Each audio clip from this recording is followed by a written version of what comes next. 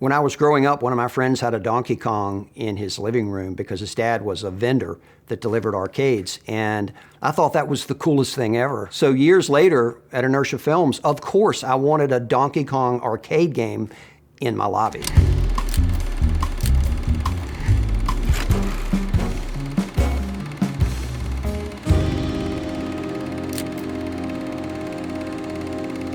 So it had always been a dream of mine to have my own production facility. I mean, I had dreamed about this when I first got started in the business.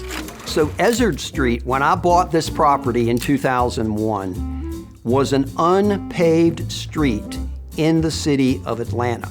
This is the original property that Inertia Films was built on. You can notice there were 17 tires that were on the property that were abandoned. I hold in my hands the original blueprint to the Inertia Films facility.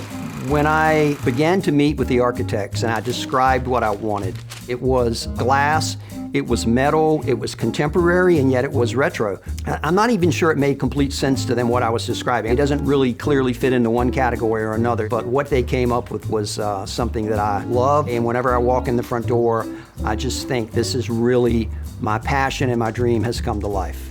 I mean, I've always loved neon.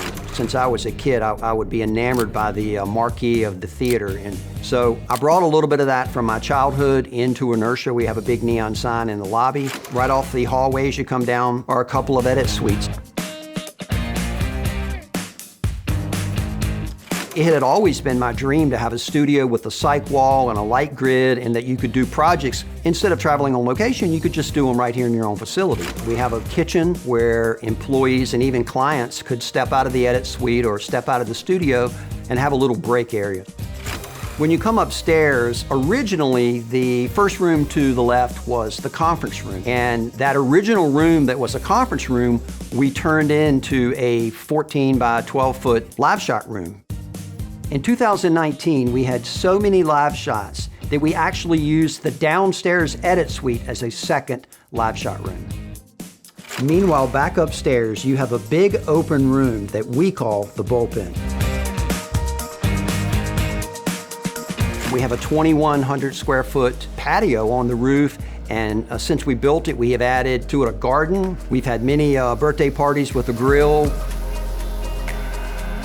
It's one of my favorite aspects. I've always called it the crowning jewel of the facility, where you can see the Atlanta skyline. You gotta be kidding me. Oh! Monkey's gonna fall.